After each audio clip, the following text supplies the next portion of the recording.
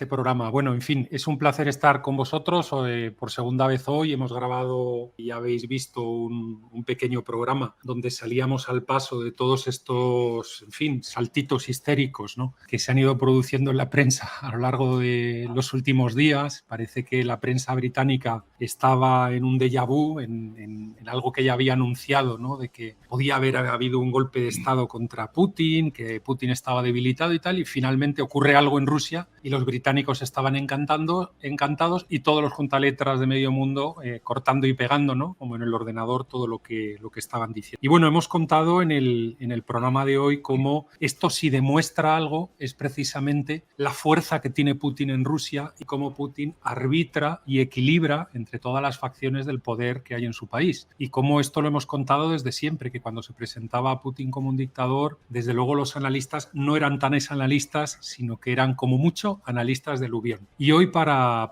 tratar todo este tema con mucho más detalle, pues vamos a tener a Vicente Ferrer, que yo creo que lo podríamos tener también aquí en la pantalla. Mira, ahí lo tenemos, fenomenal. Y bueno, para mí es siempre un gusto hacer un programa con Vicente y bueno, no hemos anunciado con mucho tiempo este directo, pero bueno, todas las preguntas que nos hagáis vamos a estar atentos para responderoslas rápido. Y si acaso empiezo yo con un... Mira, ya tenemos a gente entrando, fenomenal. Yo voy a empezar, si acaso, friendo a mi amigo Vicente, viendo a ver si... Aparte, os confirmo que no hemos tenido, pero ni 10 segundos para hablar. Le he dado las buenas tardes, él me ha dicho perfecto, preparado y estamos aquí delante vuestro. O sea, que no hemos coordinado nada, ni preparado nada, con lo cual, aún así, como sé que es un hombre sensato, pues probablemente todo lo que vaya a aparecer en este programa o mis criterios, pues probablemente, hombre, él me va a poner la puntilla en algunas cosas y va a disentir y demás, pero ya veréis como en lo mollar no tenemos grandes diferencias. Bueno, Vicente. José, perdona, sí. Una cosa, si Vicente no está de acuerdo contigo, lo he hecho, ¿vale? Diga lo que quiera, faltaba más. Bueno, pues entonces, la primera idea que yo quería traer a la mesa para conversar con Vicente es esto que estaba precisamente haciendo en la presentación. Cómo la triste prensa occidental nos vende un Putin debilitado, que si se va en un avión a San Petersburgo, que si es una gran oportunidad para Ucrania para la famosa contraofensiva que nunca acaba de tener lugar, que si la caída de Putin es inminente, etcétera, etcétera. Y la tesis, porque es que esto no es hipótesis, esto es tesis, esto me ato a que es la verdad. Putin ahora mismo, después de todos los famosos paquetes de sanciones reflejados en la última derivada en que expulsan a chavales de la Universidad de Valencia o de la Universidad de Alicante sencillamente por tener el pasaporte ruso, los tiran de ingeniería o de psicología o de medicina, pues lo que está consiguiendo es tener un 80% de aprobación en Rusia, incluso mucha gente que estaba cierta disidencia controlada allí en Rusia ahora mismo se ha puesto de su lado, pero vamos, sin dudarlo. Y me refuerzo en esa tesis de un Putin que ha equilibrado siempre, es decir, él es un hombre que arbitra entre 100 familias que tienen el poder en Rusia, evidentemente es un primus inter pares, y lo que ha habido es un conflicto que luego lo podemos tratar, y esto yo creo podría ser para otro bloque. Ha habido un conflicto entre el ejército y los mercenarios de Wagner, que lo podemos tratar luego, pero quizá ahora me gustaría, Vicente, nada más preguntarte por esto. Putin sale debilitado, sale reforzado, se queda como estaba, es decir, ¿Putin está tan flojo como nos dicen los juntaletras progres al uso? Bueno, de entrada, exactamente, si algo ha demostrado en los últimos meses es todo lo que hemos analizado juntos desde hace año y medio, desde el comienzo de esta escalada, ¿no? Se ha correspondido a lo que hemos analizado, ¿no? Vamos a empezar un poco cuál es la realidad. Aquí la cuestión es que estamos en unos registros de comunicación que evidentemente no tenemos ni remota idea ¿no? Que a lo mejor no será la Unión Soviética, y al menos la excusa con la Unión Soviética es que como era el mundo soviético y comunista, pues todo el interior tenían, bueno, es que es muy hermético, y así pues se juzgaban, ¿no? Y Churchill decía aquello de un enigma dentro de un en fin, que era imposible. Pero es que en realidad no se va muy lejos de cómo interpretar de fuera del mundo ruso y eslavo en general cómo es esto realmente. Pero vamos a empezar por el principio, que diría... Mira, voy a enseñar una foto. Esto es una foto de Grozny. Grozny, no sé si se verá bien. Bueno, si habéis visto fotos de la Segunda Guerra Mundial, ¿eh?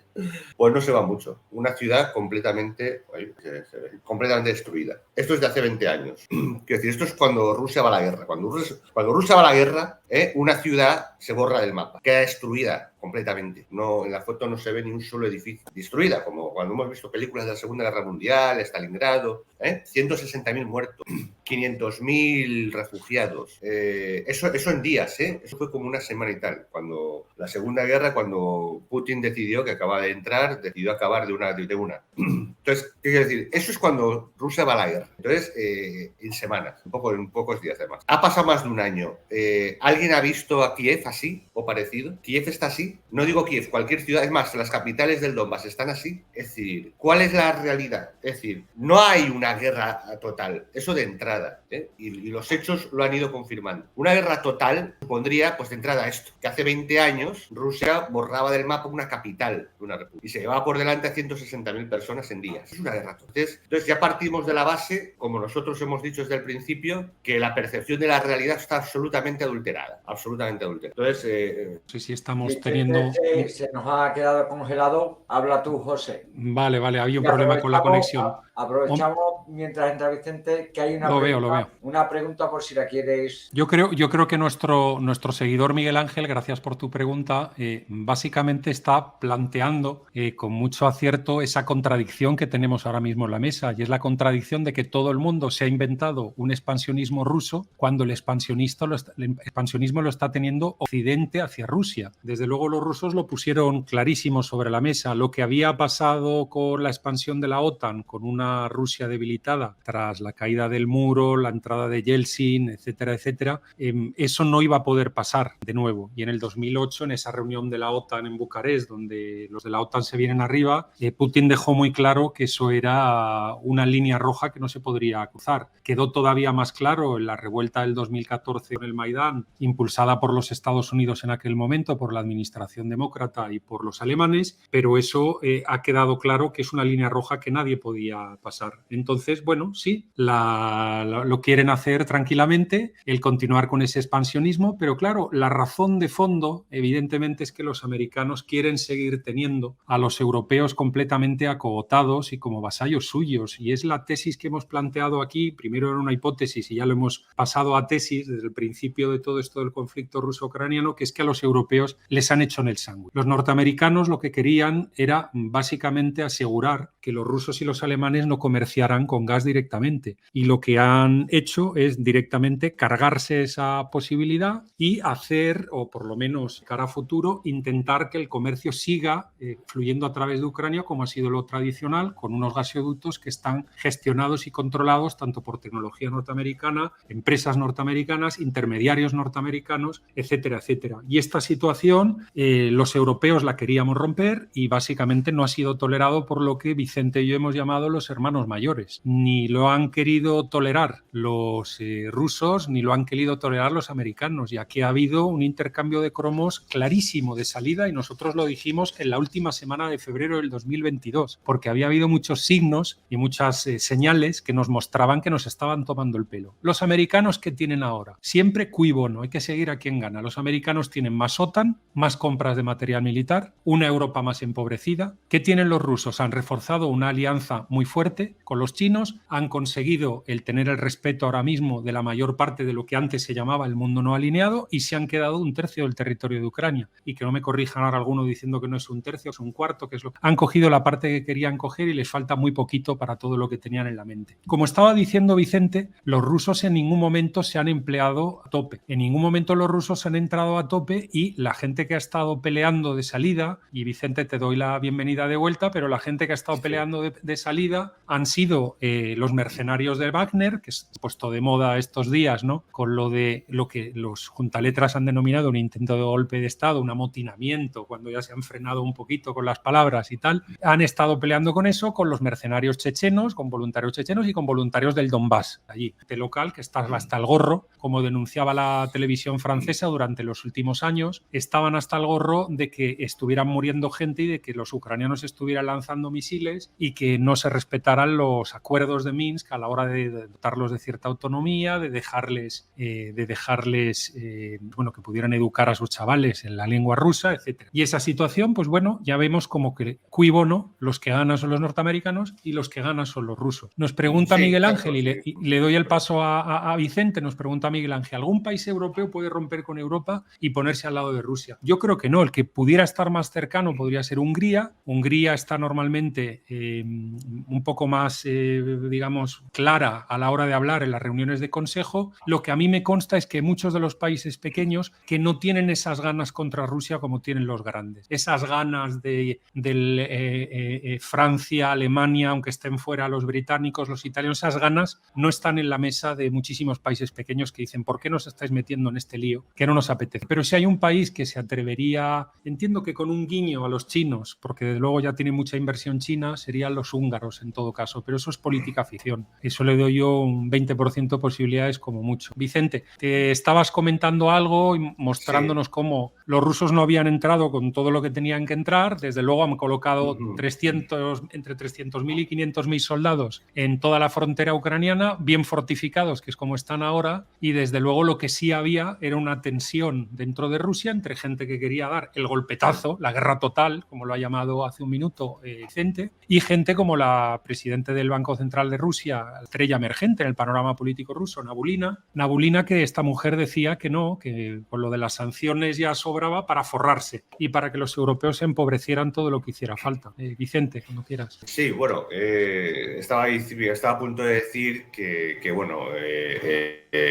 la mayor operación militar que ha conocido la historia de la humanidad fue la Operación Barbarroja. 4 millones de alemanes, hasta arriba de material militar, y además posiblemente con la mayor optimización estratégica de toda la historia, se llevó por delante 23 millones de rusos y no fueron capaces de tomar Berlín. Y prácticamente sin bajas. Luego en el invierno se congelaron todos, ¿no? Pero bueno. Moscú. No lograron tomar Moscú. Ay, perdón, Moscú.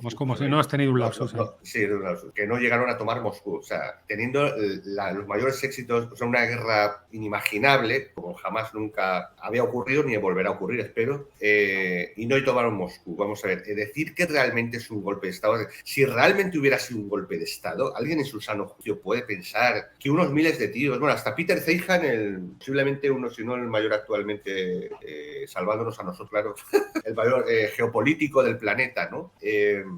Hasta bromeaba diciendo, ¿alguien ha visto algún vídeo de estos señores en carros de combate y camiones 25.000? Porque yo he visto lo de la tele, he visto un tanque, 2 camiones, el jefe de estos asomándose y saludando a una abuela, no sé. Es decir, un camino de 1.000 kilómetros. ¿Alguien se cree en su sano juicio que 25.000 rebeldes van a ir por la autovía cantando en el auto de papá, nos iremos a pasear, sin que les ataquen ni aviación, ni los famosos helicópteros soviéticos, ni de combate, ni saltando por los aires? Evidentemente esto ha sido en todo caso una manifestación sindical de mercenarios. Lo que pasa es que no estamos acostumbrados a la existencia de mercenarios, ¿no? Entonces no sabemos que también se manifiestan a veces, ¿no? Huelgas, estas cosas. Entonces, esto ha sido una manifestación sindicada, un poco más delicada porque no tienen armas. Entonces, por eso mismo, precisamente por eso, no se les hizo frente. No aparecieron los antidisturbios, ¿sí? Se les dejó a ver qué querían, para dónde iban, tal. Es decir, fue más bien un pulso político, una especie de manifestación, una riña interna, política y casi sindical. Esa es la realidad. O sea, que realmente Occidente, o sea, que nosotros tengamos que explicar esto, que el periodismo de nivel internacional no puede ser que no sepa esto. Entonces, si se transmite el nivel de gilipollez que se ha transmitido al borde de la guerra civil, un conflicto que a punto de morir mucha gente, estaban conquistando ciudades en horas, unos tíos que van en medio de Rusia. Pero alguien en sus... ¿Saben los millones de personas que costó que la Wehrmacht, la mayor maquinaria de guerra, avanzara 100 kilómetros hacia Moscú? Sí, de verdad, no entiendo en qué momento se perdió el sentido común. Entonces, bueno, es lo que he dicho, es un pulso interno. Pero Vicente, no sí. me respondes si ves a Putin reforzado. Yo me voy a atrever, creo que das con una de las claves, que es lo del tema de la revuelta sindical. Como yo hablaba con Xavi en el programa que hemos hecho, la cosa aquí viene por dinero. Es decir, los mercenarios se han currado, con perdón, como se habla en la calle, se han currado lo de la conquista de Bakhmut y muchas más cosas. Y de hecho todo lo que ha conquistado el Donbass es gracias fundamentalmente a ellos y a algunos voluntarios chechenos y de allí. ¿Qué es lo que ocurre? Ahora mismo aparece el ejército, se fortifica y los generales le dicen date el paso atrás que ahora me ocupo yo. Y Prigozhin ha dicho, ¿y qué hay de lo mío, querido? Se me han muerto miles y miles de mis mercenarios. Más allá de eso, José, estamos hablando de eslavos y a ese nivel. No hay que descartar, como decía aquella película, un eslavo no va al baño sin hacer un plan, ¿sí? Entonces, me estás diciendo que esto, que ha caído de cine, ¿no? Casi me recuerda aquello del 23F, ¿no? El mayor movimiento de tropas, el mayor tal golpe de Estado, salió tan perfecto que todos se rindieron cuando salió el rey a decir. Una cosa fantástica. Entonces, igual, ¿quién te dice a ti, cosa que hasta sería cada vez más probable, que se haya construido esta fórmula, ¿no? Para crear la situación, para quitarse de en medio, que se tenga una justificación, que se haya llegado a un pacto por detrás y que todo haya sido un gigantesco show para que así este hombre, director de Wagner, que lo maten, pueda desplazarse y todas sus tropas a Bielorrusia y se quite de medio de una y seguro que con un montón de beneficios por detrás. Vale. Yo quiero responder a lo que nos comenta Miguel Ángel. Yo he estado consultando con medios tanto prorrusos como proucranianos y el tema de los soldados y de los helicópteros aparece en la prensa occidental, pero no está confirmado. No está confirmado al 100% que haya sido así, se ha comentado aquí y allá, pero puede haber habido, como bien decía Vicente, es un enfrentamiento entre eslavos. Los eslavos es un mundo, esa demostración sindical no acaba como una de estas de un empujoncito a la policía, puede acabar con 30 muertos, como nos dice Miguel Ángel, y con unos cuantos helicópteros en el suelo. La manifestación, perdón, ha salido aquí el inglés, la manifestación sindical ha sido fuerte y tiene que tener lugar a la eslava, ¿no? Pero algo que es muy importante mencionar aquí es que igual que todo parece que ha acabado bien, es decir, se refuerza el poder de Putin, Prigozhin consigue una amnistía, los Wagner, según se dice, se tienen que integrar ahora en el ejército ruso y se ha terminado la fiesta y lo han, entre comillas, exiliado a Bielorrusia, pero una de las cosas que es importante aquí mencionar, y me voy a meter ahora mucho con lo que ha pasado, es que la imagen que ha dado Rusia de cara a sus aliados, toda esa labor diplomática de Lavrov a lo largo de año y medio, que ha hecho que cuando aparece Trudeau, o aparece Biden, o aparece Ursula von der Leyen, o aparece gente de esta en un avión, en una reunión internacional, les recibe el becario, y cuando aparece Lavrov, aparece Putin, les reciben con honores y con salvas. Entonces, esa labor diplomática, claro, ahora mismo Rusia no queda muy bien de cara a chinos, de cara a indios, de cara a saudíes y a todo este tipo de cosas. Yo no creo que Putin esté contento, creo que Putin ha demostrado quién es el que manda, ha roto la revuelta sindical en 3 minutos, ha dicho tú para allá, tú para acá, tú para esto y tú para allá. Y como muy bien apuntaba Vicente, si fuera algo más que una manifestación sindical hubiera habido ahora mismo, pues no sé, 20.000 muertos en una mañana. Se habría liado una en Rusia de estas de película. Y lo triste, como bien nos comenta Vicente, es de qué forma tan miserable se retrata la prensa occidental. Es decir, hemos llegado a un punto en el cual, yo lo llevo diciendo 2-3 años, es que no vale la pena abrir los periódicos. Yo le suelo dedicar entre 3, 5, 6 minutos al día a leer el periódico. Simplemente leo titulares por si ha habido algún accidente o ha pasado algo, pero poco más. Es que no sirve para nada leer periódicos. Hay que mirar los titulares. Yo entiendo que había gente contactándonos diciendo que había que hacer un programa porque había pasado algo muy grave, pero Vicente, no ha pasado nada que no sepamos y al contrario, lo que vamos sabiendo que sí me parece grave es qué buenas son las relaciones entre los rusos y los norteamericanos. Qué buenísimas. Exacto. El otro día me mandaste unos datos que me dejaste. Eso. Sí, que me dejaste con la boca abierta. El comercio extraordinario que están teniendo, que creo que es ese artículo, los rusos con los norteamericanos enviándoles uranio empobrecido. O sea, esto no se lo envías a un... Claro. Eso a Bin Laden, ¿no? Vamos a comerciar con Bin Laden mientras invadimos Afganistán. No, estas cosas no suelen pasar. Entonces, son 1.000 millones. He enseñado la foto de esa base, está en Oklahoma, suele recibirlo el año vencido. Entonces, Estados Unidos compra más de 1.000 millones de dólares al mes en uranio a su socio Rusia. ¿Sabes? Entonces, vamos a ver. Socio que evidentemente nunca ha dejado de ser. Creo que en programas, lo que pasa es que no entendemos aquí o en otros tal, explicamos aquello del gas y del petróleo y a través de terceros, como incluso en las rutas comerciales, evidentemente se han intercambiado. En Europa, empezando por España, pues se han hecho unas trampas increíbles entre todos los socios europeos, pero es que Estados Unidos sigue siendo el principal socio, haciendo una triangulación con China y Rusia, y China y el oleoducto con Japón, y tanto del dólar y tal, pues con qué se comprando masivamente o tomando masivamente los seguros, las aseguradoras norteamericanas, con cientos de billones de dólares al mes también, por todo el tráfico marítimo para trasladar todo ese material entre China y Rusia, entre Rusia y Estados Unidos, con los barcos chinos también, triangulando totalmente. Entonces, ¿esto qué nos está diciendo? Pues que, señores, el show bipolar no existe. Yo lo sé, que es mucho más divertido Tigres y Leones, Barça, Real Madrid y estas. Yo lo comprendo. Y que es más divertido volver a anti-OTAN, los malvados yanquis, y que el mundo bipolar y que están todos en bloque. No están en bloque tampoco. El otro día ha pasado, mientras eso pasaba, el tema ese improperio que dijo Biden contra China.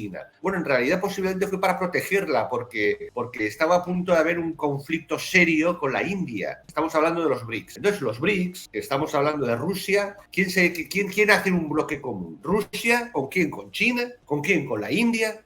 China acaba de bloquear en el Consejo de Seguridad de Naciones Unidas a un terrorista buscado por la India. ¿Por qué? Porque no tiene más remedio que apoyar a Pakistán, porque es uno de los pocos sitios que les han dejado hacer infraestructura para su famoso Belt and Road, que no sirve para nada, no está conectado en absoluto y no se ha acabado, ni es la bomba del milenio. Es decir, y no tiene más remedio porque ha invertido un montón de dinero y además en una ruta cercana a la frontera con la India. Es un poco complicado. Entonces, ha tenido que China apoyar a un terrorista, con más de 160 muertos hindúes, en el Consejo de Seguridad de Naciones Unidas. Estamos hablando que la India, cuando se enfada, en los últimos 60 años han habido 6 o 7 guerras, 4 de ellas con Pakistán. O sea, que la India no tiene el mismo registros que Occidente, ni esas, ¿no? Por lo general. Es una cuestión grave. Además, están muy asustados los hindúes. Mira, voy a enseñar un mapa, es el Angkar Bharat. Oiga, ¿y qué es el Angkar Bharat, no? Pues el Angkar Bharat, dicen los chinos, que los chinos protestan. Que esto es muy bueno, ¿no? Que resulta que es que los chinos son los pacíficos. Esto es el Angkar Bharat, ¿eh? ¿Dónde está esto? Ahí, ahí. Esto es lo que los chinos están en sus fuentes mediáticas y tal diciendo que es el Lebensraum, es decir, el espacio vital que los hindúes dicen que están reclamando, y que más del 10% del territorio chino o el 15% lo quieren los hindúes. Asimismo, se ha descubierto informes que salían hace unas semanas de China pretendiendo toda la Siberia hasta Yakutia y Kamchatka de la zona rusa. Es decir, todo esto que nos indica, por no decir donde realmente chocan, que es Tayikistán y Kirguistán, entre Rusia y China. Es decir, estos son elementos que nos indican que no hay ningún bloque realmente. No es como había el bloque bipolar. No hay un bloque. No siento desilusionar, pero no hay ningún bloque puntualmente. No, lo que ha habido es una aproximación más importante de la que había hace año y medio por culpa de los idiotas europeos que le han planteado a los BRICS el dejad de comerciar con Rusia si queréis ser amigos míos. Y ellos han dicho no, nosotros comerciamos con Rusia lo que haga falta. Como nos hagan un pedido, les mandamos todo lo que necesiten. Desde luego eso sí que se ha producido. Vamos a ver. Yo me quiero centrar en lo del tema de lo que ha estado pasando en Rusia estos días. La gente que estuviera en la oposición en Rusia, y no quiero ponerme aquí en plan agente secreto, se ha retratado.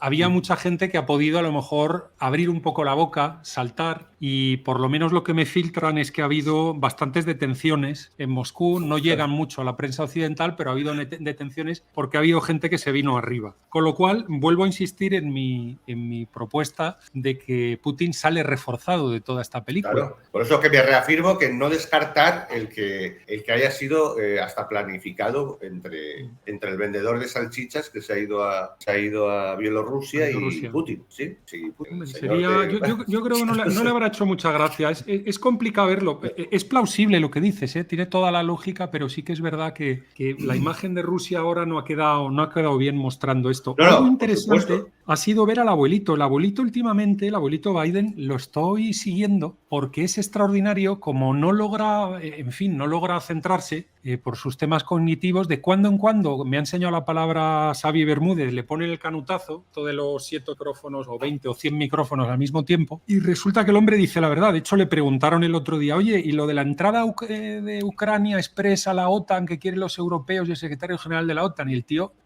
se puso nervioso y dice, de eso nada, hay que seguir los estándares de siempre, eso no puede ser.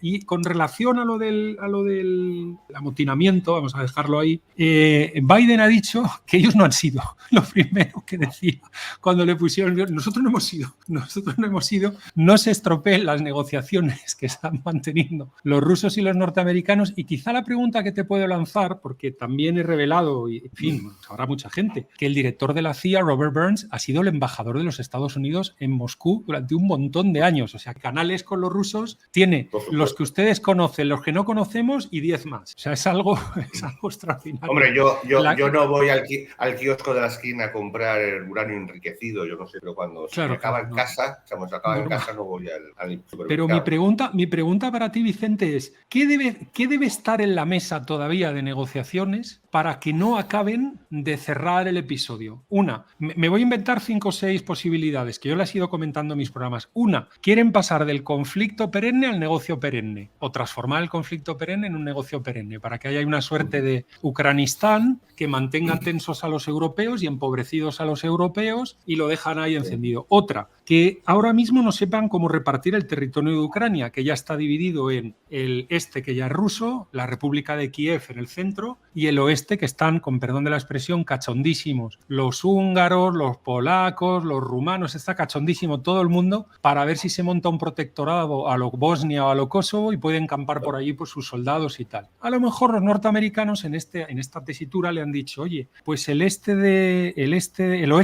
la zona de Lviv, el oeste de Ucrania, pues que entre en la OTAN, el centro no, y la derecha, ¿no? Si miran ustedes el mapa, la derecha, como ya se le han quedado los rusos, para los rusos. ¿Qué puede estar? Esto es hacer un poco de política ficción, pero ¿qué puede estar parando ese acuerdo entre rusos y norteamericanos? ¿O te apuntas a la tesis de Ucranistán? No, es decir, vamos a ver, seguramente como nosotros ambos también apuntamos, hubiera estado muy bien que se hubiese cerrado y zanjado ya el tema y solucionado, ¿no? Como las circunstancias que luego también las personas, ya sea Zelensky o ya sea la complejidad misma de la ineptitud europea o diversos elementos, pues no se ha dado cómo crear el ecosistema para cerrar el tema, pues la opción es Ucranistán. Sin duda se ha montado un nuevo parámetro de registro para continuar lo que se está dando. ¿Cuáles son los hechos? Por eso no me parece especulativo, sino más bien tesis, ¿no? Es que Estados Unidos está haciendo el gran negocio, tanto por su showroom de armas de la OTAN como por la vía energética, y que Rusia también ha tenido una gran excusa para reordenar todo su nuevo modelo, paradigma de finanzas, que tiene que ser autosuficiente y fuerte, y probando nuevos sistemas y modelos, cosa que ha podido con esta excusa jugarle, porque te cuenta que el sistema bancario en Moscú no es precisamente comunista, son los Rothschild, el sistema bancario que hay en Moscú. Entonces le ha venido bien a Putin esto, y le viene bien para crear modelos económicos paralelos y que pueda desligarse de la deuda y de la línea financiera convencional, que básicamente Rothschild y británica en Rusia, y entonces sigue con el negocio. Es que es la realidad. los datos objetivos es que Rusia sigue teniendo beneficios y con esto, y que Estados Unidos es el principal benefactor. Y que ambos... Según el fondo, Vicente, según el Fondo Monetario Internacional, ¿vale? Siendo todavía más optimistas que las propias cifras del gobierno ruso, dice que la situación económica rusa es bastante mejor, van a estar en crecimiento este año, que la alemana, que están técnicamente en recesión. ¿Quién está ganando? En realidad material. Otra cosa que te quería comentar, si esto fuera un conflicto total, y para apuntarme a tu foto de Grozny, lo que pueden hacer los rusos si se cabrean en un minutín, hay un tema muy importante. Todo el dinero que ha mandado Occidente al lío de Ucrania es todo el dinero, ¿eh? Hace 2 meses era equivalente a lo que en un fin de semana pone el gobierno suizo para rescatar a Credit Suisse. Todo el santo dinero que había puesto los Estados Unidos, los europeos, todo el dinero que habían puesto hasta hace 3 meses, no se ha ido ya contando, es el mismo que pone de sábado por la mañana a domingo por la tarde el gobierno suizo para que no se hunda Credit Suisse. Esto lo digo para los que siguen en lo de la Tercera Guerra Mundial. Toda la broma esta. Que el mundo se acaba y demás. Ya daría para que tuvieran el portaaviones este volante de los SEALs de la Marvel, ¿no? Ahí pero ¿dónde está eso? ¿Cuánto llevamos? Creo que yo sumo más de 10.000 millones seguro. Más de 10.000 millones de euros seguro. No, de 100.000 llevan ya. De 100.000, sí. Eso, más de 100.000, pero eso es lo que ponen los suizos en un fin de semana. Exacto, el último mes, 3.500. Es decir, ¿dónde está ese material? El famoso material, ¿no? ¿Te acuerdas que iba a llegar? ¿Dónde está? ¿Pero dónde está eso? Han caído algunos ministros ya ucranianos, ¿eh? Han detenido a unos cuantos, los han cesado, ha habido escándalos con grupos electrógenos, escándalos con el catering, la comida de los soldados y otra suerte de escándalos de todo tipo. Bueno, esto ¿no? Es interesante. Y esa combinación, este show que va combinando, claro, están en es la realidad, ¿eh? No estamos diciendo, pero es un teatro realmente en la que todos los actores, claro, no me lo creo que Zelensky no, obviamente, saben que están dentro de un juego, una especie de juego con unas reglas, porque todo el mundo sabe que el primero que vaya en serio mete un castañón que tira de espaldas, que el mundo se queda de piedra. Y todo el mundo, cierto, esa foto, pues lo digo para los ciertos cantamañanas que hay por ahí, las bombas tácticas atómicas, pero ¿qué tácticas atómicas? Hombre? Con solo el material convencional arrasaron Grozny en una semana, hombre. ¿Qué tácticas ni qué carajo? Chorrada es esa. De hecho, ahora mismo están más cerca todavía las tropas rusas de Kiev de lo que estaban hace una semana. Vamos. No, sin estar decir, es un tomidaca como cuando se cayó una presa, cuando han tocado una presa. Claro, la pregunta que nadie que ha hecho, pero ¿cómo que había una presa? ¿Pero por qué no está destruida? Otra vez, ¿no? ¿Alguien se acuerda de que era una guerra cuando invadieron Irak? ¿Cómo destruían todo? Cuando digo todo, es todo a medida que iban cerrando los círculos de defensa en torno a Saddam y ¿verdad? Es absurdo. Entonces, estamos en un juego, literalmente, en la que el plano no es el plano bloques, que se quiere llevar a las medios de ejecución, bloques, Estado Imperio y tal. ¿No? Es más bien un juego de socios duro que está en varios planos, ¿sí? En la que tiene mucho que ver con unos planos de lobbies y establishment gigantes y que se superponen con necesidades de socios comerciales, visibles y no visibles. Entonces, tenemos a una China que, como Rusia juega a sociedad total, son socios en un plano determinado con el actual gobierno de Estados Unidos. Pero claro, eso es un plano porque están en el mismo nivel de un bando, entre comillas, de lobby, de establishment. Donde sí que puede haber un grave problema, y yo creo que ahí el tiempo sí que empieza a ser un elemento, por eso lo de Ucranistán puede ser complicado, todos saben qué va a pasar con la Casa Blanca en 18 meses. Porque claro, eso sí que puede hacer un cambio drástico. Entonces, ante ese cambio obvio de paradigma, de inclinación de la balanza hacia un determinado tipo de orden, que no va de países, en este caso, sino iría de superponiéndose países y grandes lobbies, pues ese sí que es un problema gravísimo para el actual inquilino y el actual poder en la Casa Blanca y para los actuales inquilinos y poder de de Pekín. Y Sí. claro, Fíjate, y ahí sí que...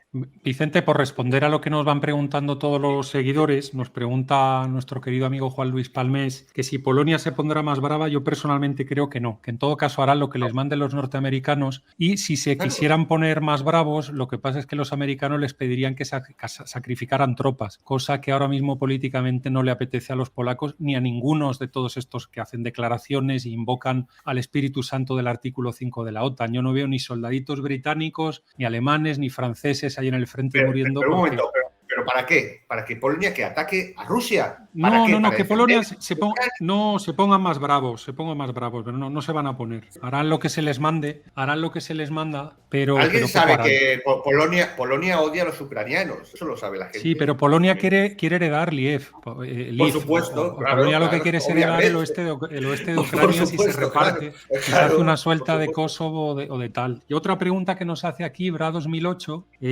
dicen, ¿se cargarán la central de Zaporozhia? Vamos a ver, yo creo que no, yo estoy contigo, querido seguidor. Ahora bien, sí que es verdad que vemos que los ucranianos se están atreviendo a dar golpes de efecto. Tuvieron lo de los misiles en Polonia, han tenido, en fin, quien lo haya montado, no quiero decir cómo se ha montado, que probablemente los ucranianos ahí no pintarán nada. Lo del gasoducto... José, es que creo que aquí el actor más peligroso son los ucranianos. O sea, son los ucranianos, sí. Está la presa, está lo de la presa, que hay que seguir el cuibono para ver quién ha sido y se tarda un minuto. Si hubieran sido los rusos ya tendríamos todas las pruebas, y como decía antes Vicente, dice Peter Feiján, qué raro, y Peter Feiján lo dice ahora, Vicente lo dijo hace año y medio, qué raro que no haya una fotito de un satélite, que no haya una fotito, un vídeo acelerado donde se vean los soldaditos moviéndose, los tanques moviéndose, las ciudades destrozándose. Qué raro que no haya vídeo. Eso lo decía Vicente hace año y medio, y lo dice Feiján ahora, que se pregunta dónde narices, por no decir otra cosa, están los vídeos, ¿no? Correcto. A ver, que hay otra pregunta. Ucrania es una sartén, Rusia pone los huevos, la OTAN los bate, los grupos de inversión y cosas sociales se reparten la tortilla. Vamos, no se puede resumir mejor, querido Dave. Sí, la verdad es que está muy bien. Buenísimo. Gráficamente explicados. Buenísimo. Todos en connivencia, ¿eh? O sea, todos sabiendo el tema, conociendo. Oye, y me apunto a eso que has dicho, que los que pudieran llegar a dar un susto son los ucranianos, ¿eh? Fíjate, claro, que no se ha hablado nada. Lo que ha pasado con el arsenal este que tenían ellos en el oeste de Ucrania, el Lviv, con el uranio empobrecido, que hay escenas tipo Chernobyl desde hace unas semanas, con tíos con escafandras y robots y tal. Los rusos se enteraron de que había entrado más uranio empobrecido en Ucrania y llegaron a la esquina total de Ucrania en un minuto y se lo cargaron.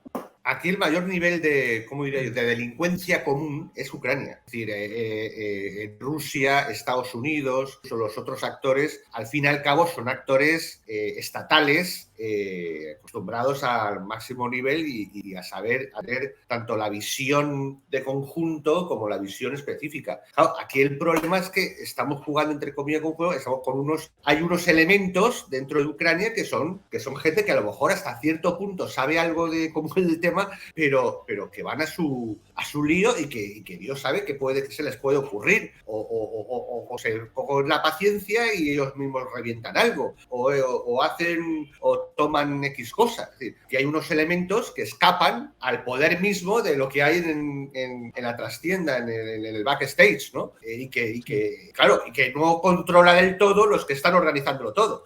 Y eso es peligroso, evidentemente. Sí. Una pregunta que nos hace Juan Luis, si hay posibilidad de inestabilidad en Bielorrusia. No, yo creo que lo que ha ocurrido... Cuando en Bielorrusia haya inestabilidad es que el mundo ha desaparecido. Exactamente, no, pero te quiero decir que Lukashenko llevaba un tiempo, yo he estado en Bielorrusia algunas veces, trabajando y haciendo cosas, y conozco algo cómo funciona aquello. Bielorrusia, durante un tiempo Lukashenko se quiso hacer el equidistante, un pelín, se atrevió a hacerse algo el equidistante y al final no ha podido ser la cosa, ¿vale? Y tuvo su pequeño enganchón con Putin, y ahora mismo él ha apostado claramente por estar del lado ruso. Y además, como bien nos indican aquí, es un país que está bastante saneado, es un país relativamente rico, era una de las antiguas repúblicas soviéticas, era uno de los países que estaba más sano, que tenían un rol... Ahora mismo son muy dependientes de muchas cosas de Rusia, dependientes de muchas cosas de Rusia, sobre todo la protección militar y muchas cosas, pero Bielorrusia es un país relativamente relativamente estable y Lukashenko no creo que se meta. No, eso sí. Vamos a ver, el día que si vemos que Bielorrusia de pronto se desestabiliza, pues poneros a rezar porque seguramente la parusía está a punto de... Nuestro Señor está a punto de aparecer, ¿no? Que en Bielorrusia se desequilibre, pues va a ser que, no sé, antes habrá un segundo diluvio o algo parecido, o pasar. Eso es casi imposible. Pero vamos, realmente les ha funcionado. Creo que está bastante limitada su capacidad económica de desarrollo. Y en ese aspecto, y obviamente es muy autocrático y todo ese tema. Es un sitio muy rico, ¿eh? Es un sitio muy rico, ¿eh? Muy rico y digno de visitarse, muy bonito. Y no digo que sea pobre. Está muy bien. Pobre, ¿no? Pero vamos, está bien. Oye, un tema que te quería comentar. Es interesante que lo han comentado algunos de los juntaletras, que decían el ministro de Defensa ruso, el que está enganchado con Prigozhin, es ingeniero civil, es un tío que no es militar. Dicen, claro, es que los rusos están acostumbrados a que sea un militar. Y yo me he acordado que hasta Trotsky, que fue ministro de Defensa en su día, no era militar, y acá hasta con Stalin hubo algunos ministros de defensa que no eran militares. Pero sí que es cierto que a los que tienen las estrellas, pues a lo mejor no les hace mucha gracia que ande por allí Shoigu, pero yo no me lo creo. Esta ha sido una explicación de juntaletras que he escuchado por ahí, de supuestos sabios de estos, de cartapacios, algunas reuniones internacionales de la nada y cosas así, pero vamos, en fin, no lo digo por si tienes alguna opinión sobre este tema, el por qué yo al final veo un tema de negocios. Shoigu y Gramisov lo que quieren es tomar el control ahora del frente con Ucrania y los Wagner dice que hay de lo mío, o sea, estoy matando aquí desde el principio y a mí me lo tenéis que reconocer o vía honores o vía dinero, las dos cosas. Bien, y había que darle una salida y como ocurre en los fichajes del fútbol, pero lo bestia, y bueno, como a lo mejor precisamente no se podría hacer un pago importante, digamos, de forma sin crear demasiado, se tendría que a lo mejor crear cierta situación. Entonces, creo que al final cada uno ha tenido lo que realmente buscaba, que se han retirado y seguramente estarán recibiendo todo lo que querían. Oye, y Vicente, lo hemos vuelto a conseguir, ¿eh? Finales del siglo XIX, cientos y cientos de miles de muertos los alemanes. Primera Guerra Mundial sin comentarios, Segunda Guerra Mundial sin comentarios, Yugoslavia sin comentarios y ya llevamos entre 250.000 y 300.000 muertos. Los que agitamos los vasos de vino y vamos a la ópera. Qué tíos tan fenomenales somos los europeos, ¿eh? Sobre todo cuando los alemanes siguen buscando su destino y se encabronan hacia su destino, la que se va liando, ¿eh? Porque aquí lo jodido, con perdón, es lo de lo... Llevan como mínimo en los cálculos más conservadores que he leído en el Pentágono, que es una fuente interesantísima para seguir, porque allí los de las estrellas no cuentan muchas trolas, como los periodistas o como los europeos, que logran contar a los europeos lo que a ellos les apetezca, como hemos dicho tantas veces, pero oye, mínimo 250.000 muertos, con mala suerte 300.000 muertos. Oye, pero no se nos cae la cara de vergüenza. No, está claro, es decir, vemos cómo, bueno, no vamos a echarle toda la culpa, digamos, a Alemania, pero el eje franco-alemán, si analizamos el eje franco-alemán, es desde el siglo IX hasta hoy, ha sido realmente el que ha ocasionado el 90% de todas las guerras. Por supuesto en el continente europeo, pero de las guerras más sangrientas de la historia. Todo ha sido motivado por eso. Es decir, el ataque de cuernos, primero que a Francia nunca superó que la corona se trasladara hacia Alemania y viceversa. Entonces, si vemos todo, la guerra de los 30 años, que fue la guerra más tremenda de la historia en ese momento, la guerra famosa de sucesión española, que en realidad la motivó Francia y la presión de entonces el Sacro Imperio, que era Austria. Si analizamos todos los conflictos graves y los desequilibrios europeos, con todo respeto para esta enfermedad argentina que es las anglofobias y los anglosféricos, etcétera, lo siento mucho, chicos, pero todo detrás está las pulsiones realmente enfermas, las pulsiones de poder franco-alemán. El libro es franco-alemán. Desde el puñetero, desde la de Carxi, hoy, desde 815 hasta nuestros días, 845, el Calacapitular de Caxi, desde el desmoronamiento. Vicente, sí, no, estoy de acuerdo. Nos preguntan sobre Erdogan. Yo creo que Erdogan ya se ha pasado al lado oscuro. Él ya es putinista. Allá hay una oportunidad con el Turkstream. Él ha renovado y ve una oportunidad muy interesante siendo el intermediario de Rusia hacia Occidente. Y él estuvo está a punto de clarísimo, desaparecer. lo tiene claro. Tuvo un resfriado así largo, una gripe larga política, ¿no? Que estuvo prácticamente con una inflación desatada, con la gente literalmente sacando los activos y las reservas, saliendo del país masivamente, y parte de la población por ello. Y ha habido un momento, ¿no? Desde sus épocas gloriosas con Zapatero, aquello de la primera década de este siglo, parecía desaparecido y bueno, parece que se ha recuperado, se ha estabilizado Turquía. No es, como siempre, no es el actor que enseguida aparecen, ¿no? Esta gente que sabe todo internacional y tal, los superagoreros de las nuevas superpotencias, ¿no? Y, no, eso demostró que no era así. Vicente, tienen una buena demografía, ¿eh? Igual que los mexicanos, que los argentinos tienen una buena demografía. Exacto, y no olvidemos que Rusia tiene graves problemas, no olvidemos que China no es que tenga graves problemas. Bueno, China, yo creo que continuamos en la misma línea, ¿no? Yo creo, José, seguimos apostando que el problema es que cuando China va a estallar, no cuando va a conquistar, cuando se va a vivir. Eso está claro. Y lo que se llevará por delante, y lo que se nos llevará por delante, Dios sabe, pero... Mira, nos están preguntando por Inglaterra, nos dicen, Inglaterra siempre que puede mete el dedo en el ojo. Sí que es verdad, y sí que es verdad que es un país que recibe mucho dinero asqueroso de medio mundo, ¿eh? Acordaos a lo que está pasando ahora, que lo he comentado yo en una misión mía de cómo los franceses no quieren saber nada de los rusos, pero sí quieren saber de los saudíes, no hay ningún problema. Pues bueno, los ingleses son los franceses elevados a la enésima potencia. Ellos tienen dinero de chinos, dinero de saudíes, dinero de iraníes, dinero de cataríes, dinero de todo lo que haga falta. Son especializados, ¿sí? Es la Suiza negra, no es la Suiza dark, ¿no? Está Dark Internet, ¿no? Está la red dark. Pues el dark finanzas es Londres. Es Londres.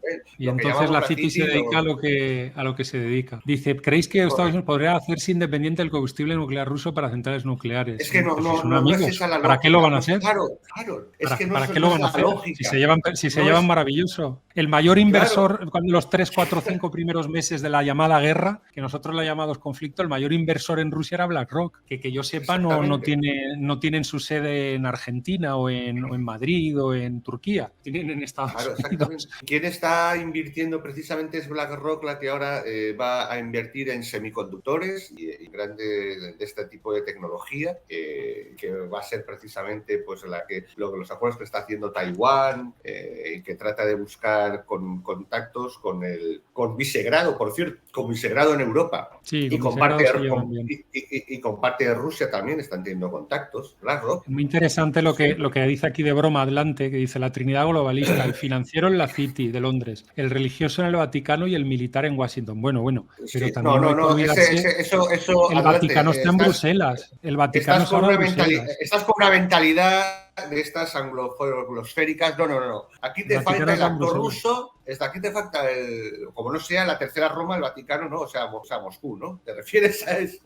Aquí falta el elemento ruso y a veces hasta el chino.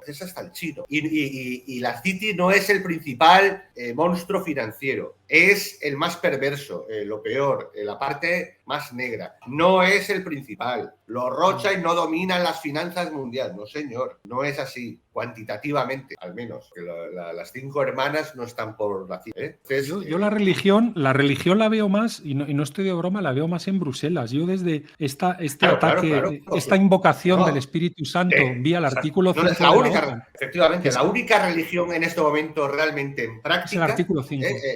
El artículo 5 es, digamos que el artículo 5 es el primer mandamiento, pero el resto de mandamientos los tienen en Bruselas, en la única zona del mundo que sigue una realidad metafísica es la Unión Europea, es Bruselas. Aquí me encuentro. De hecho, voy a decir dónde estoy. Ahora mismo estoy en Bruselas, o sea que probablemente yo mismo soy un holograma. Sí, exactamente. Mismo no soy yo. Hasta los que siguen la Sharia tienen una parte de materialidad obvia de un sentido práctico extremo, ¿no? Sí. Hasta los que siguen la Sharia. No, aquí puedes meterte en un evento donde un tipo que te está contando que es fenomenal, lo de que todos tengamos un coche eléctrico y que desaparezcan los coches de combustión, le dices, oye, ¿te has mirado esta hoja de dónde están todas las minas de litio? Dicen, anda, no sabía eso, ¿me lo puedes mandar? No estoy de broma, ¿eh? Anda, no sabía eso, me lo puedes mandar. Yo con eso lo digo para que veáis hasta qué punto esto es, insisto, el Vaticano está aquí tienen lugar los milagros, por lo menos en la imaginación, pero los milagros tienen lugar en Bruselas, no tienen lugar en otro lado. Y bueno, hay una parte, una sucursal que yo creo que es Argentina, ¿no? Que viven como en espacio. Vicente. Sí. Solo quiero decir una cosa. Suscríbete, por favor, ¿vale? Suscríbete. Geopoder Local, geopoder.local.com o ¿y por qué pongo Colin Rivas? Si yo no quiero poner Colin Rivas, si me he equivocado. Colin Rivas, ¿y eso? Bueno, Colin Rivas es amigo. He metido la pata. Bueno, es igual, estuve el lunes ahí en Colin Rivas. Geopoder.local.com o en YouTube, canal Geopoder. Sí, por cierto que en el canal Geopoder subimos 1, 2, 3 contenidos a la semana, también los compartimos con demos, pero en Geopoder subimos 4, 5, 6 contenidos a la semana, para lo que os apetezca ver más temas de geopolíticos, por pues cierto, os podéis... Por cierto, mira, y por cierto, un abrazo para Colin, que es un tío cojonudo, vamos, no se puede ser mejor. Y Atlante, hombre, Atlante, que somos amigos, nuestro querido Atlante, que tiene un montón de nombres, ¿no? Pero no quiere decir el verdadero, no sé que lo persigan. Pues hay un elemento muy importante que ha salido en los últimos días que puede decidir parte del futuro mundial, y es una sentencia, como siempre, del Supremo de los Estados Unidos. Una sentencia del Supremo de los Estados Unidos que tira abajo la capacidad de las legislaturas estatales de controlar el sistema electoral. Ahí va. Eso lo tenemos que tratar en otro programa, porque aquellos que nos llamaban conspiranoicos, ¿no? Aquí tienes la evidencia de que hay intento, vamos, ya hubo tongo en las midterm famosas, hubo tongo las presidenciales, hubo tongo las midterm, y ahora quieren continuar con el tongo en el 24, pero bueno, en fin, todo se sabrá, como la cosa de los tratamientos médicos y todo esto al final esto no se puede dar. Bueno, pues lo tenemos que dejar aquí, que nos hemos comprometido una hora. Mira, Vicente, te lanza adelante tu amigo adelante una pregunta, atrévete, dile algo. El impeachment. A Frauden será de Biden. ¿Quién es Frauden? Claro, ¿Sánchez? ¿O Frauden es Sánchez o Biden? Yo me pierdo ahí. Claro, ahí ¿te refieres a Sánchez o Biden? Revocatoria en España no hay. Revocatoria en España no hay, o sea que será en Estados Unidos. No, porque, bueno, veremos qué pasa en julio, ¿no? Ahora, en la socialdemocracia española, de la partidocracia, pero ¿se le puede lanzar un impeachment a Sánchez? Bueno, parece ser que la socialdemocracia, vamos a ver cómo sale en su reparto de escaños, ¿no? Que organizan un show en el que parten unos escaños, ahí el 23 de julio ocurrirá, ¿verdad? Y bueno, vamos a ver, en realidad en el fondo no le conviene a nada a Sánchez. Si Sánchez saliese sería por la mínima y sería tal catástrofe, es decir, que tendrían que volver, no sé, casi no le conviene. Lo más seguro es que harán así un amago de que, uy, qué débil está, se queda Feijóo y tal, y hacen Vox, se sacrifica y forma gobierno, en fin, estas cosas. Oye, yo me atrevo antes de cerrar, para responderle a una pregunta que nos hacen de qué opinamos de von der Leyen. Pues mira, yo lo que opino de von der Leyen es simplemente qué hicieron los alemanes con ella. Por escándalos de corrupción y por inútil, se la quitaron de en medio. Pues ahora mismo lo que está pasando en la Unión Europea es eso, mucha inutilidad y muchos escándalos de corrupción. Ahí lo dejo. Sí. Bueno, y Biden, sinceramente me sorprendería que dejaran caer a Biden antes de las próximas. Me sorprendería, porque si quieren mantener, a no ser que lo tengan ahí para cuando ya tengan un candidato potable, dejarlo caer, pero me sorprendería que dejaran caer a Biden. Nos están poniendo la música, hay que despedirse. Muchas gracias a todos por haberos pasado por esta emisión de Geopoder y gracias, Vicente. Seguir disfrutando de las fantasías animadas de ayer y hoy de Europa. Es divertido, eso de vivir en animados debe ser muy divertido. Ahí por Europa y en un mundo fantástico. Y nada, chicos, que ya veremos qué pasa en los próximos meses. Y gracias a César por haberse ocupado de presentar el programa, de presentarnos a los dos y por ocuparse de la cuestión técnica. Y un abrazo a todos los que habéis estado. Mira, César dice, que hay que suscribirse, que vienen ahí los nombres. Suscríbete, dale al like, dejadnos un comentario. Gracias. Venga, un abrazo a todos. Muchas gracias. Gracias por pasaros.